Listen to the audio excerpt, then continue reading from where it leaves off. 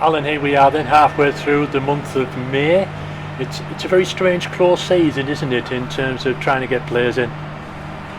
Strange is an understatement, because in theory we should still be playing, and there's still lads tied to contracts, and you're trying to speak to them, you can't speak to them just yet. So it is very, very strange. Obviously some of our lads have left because them have signed with clubs a little bit earlier than what I like doing things. I think we've got to be a little bit patient this year, because there's going to be a big fallout from above.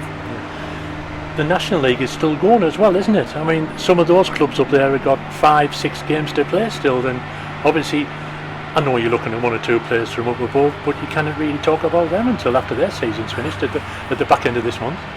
No, it's hard, and it must be so hard for the fans as well, because I am constantly speaking to players, and I have been for the last 2 months, but there's not a lot you can do, because they're still contracted at this moment in time, and they're still undecided on what they're getting from their clubs and whatnot. So it is so strange, and I could go and sign players tomorrow and have a squad ready, but it's not what I want. I want to be a little bit patient. I want to pick players that want to come and play for Darlington Football Club, and like I've said it from the off, that are fully committed and of value for money.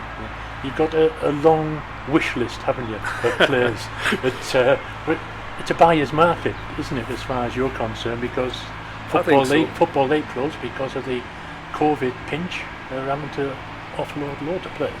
Yeah, I think it's slowly flipped. That I think up here the players could dictate how much they wanted, but I think it's starting to flip the other way now because of COVID, because there's a lot of Football League players dropping out. The squad sizes have got smaller this year, and then on top of that you've got the COVID situation where they've had no income this year, and everyone's felt a pinch, and even us, we felt a pinch. So it's not as if we're struggling for money. We're not. Let's put that straight to bed. We're not. We're in a good position, financial position, and it's just some of these players left because they want to leave. Some couldn't commit properly. They couldn't give me the full commitment that I wanted. I couldn't give them the money that they wanted. And there's so many different scenarios, and I just felt the time was right for change as well. I think that's the thing. I think we needed a new freshness, and we've still been training during the time there, and I was watching the training, and it felt flat.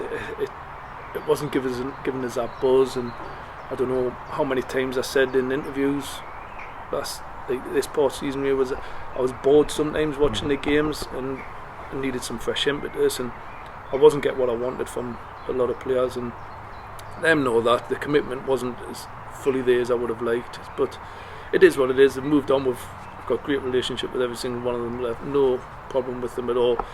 But it's just, that's football. You move on and you bring some fresh blood in, which I'm really excited about. Yeah. People are wondering about Erik Souza and what his future is at the moment.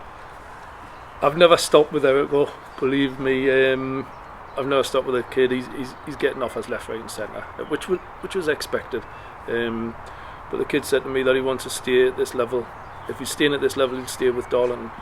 But there's clubs sniffing about him. I'm not going to lie, there's clubs sniffing about him higher up. We've made him offers, we're continually negotiating with him, and he's got a tough decision to make. The kid wants to be a pro footballer, like every kid does, but I think if we can get another 6 month year off Erik, I think he'll jump into the Football League no problem.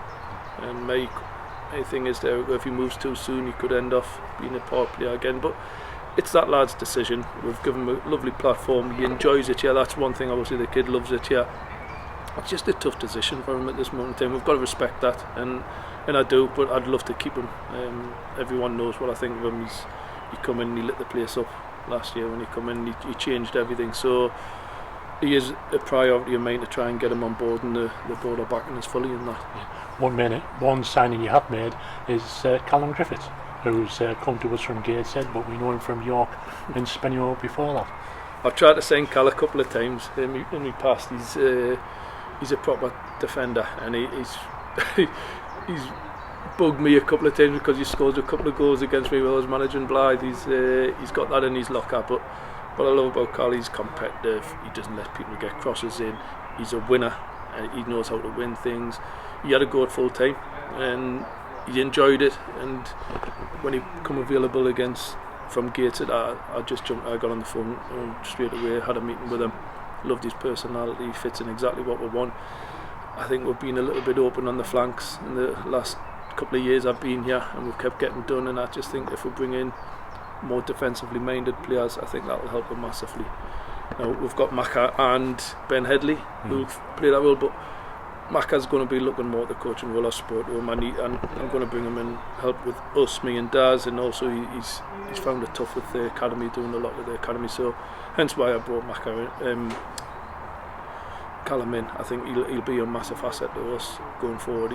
He knows what the club's about, he's seen the fan base, he's probably got a lot of stick off him in the past, but I think everyone will be excited with the way he plays and his commitment. So far, Booster Budget has raised over £60,000, which is, it's a great return, isn't it, from Darlington fans? And there's plenty to encourage them, isn't there? It's you've mentioned there the long list of possible signings that hopefully help you build a nice strong squad. I really wish I could tell them who I'm speaking to and who I'm negotiating with. I really do, but it's can't. But it's exciting. It's given me a little tingle thinking about watching. If I can get what I'm speaking to, I'll be over the moon. But some of them are a little bit of a long shot, don't get it wrong, but I've got to try that first. For this football club, I'm trying my best to get players that I think will help move this club forward and will give us that full commitment and understand what it's like to play for this football club. So them are the type of players I'm looking at. First and foremost, if I can get them in, great, I'll be over the moon. But the fans have got to be a little bit patient. But believe me, I've never stopped working. I'm getting a little bit of stick off the missus for it. Watch this space. That's the message, isn't it? Yeah, certainly. We're going to be working hard. There's players, as I say, it could happen tomorrow, it could happen next week. We just don't know. It's just everything's going to take a little bit longer than what it normally does because our season finished ages ago, but it should still be playing. So we're in the right mess at the minute. But the message to the fans is please be patient. But all I ask is just keep boosting that budget. The more you boost that budget, that'll help us massively bring in the calibre players that I'm looking at.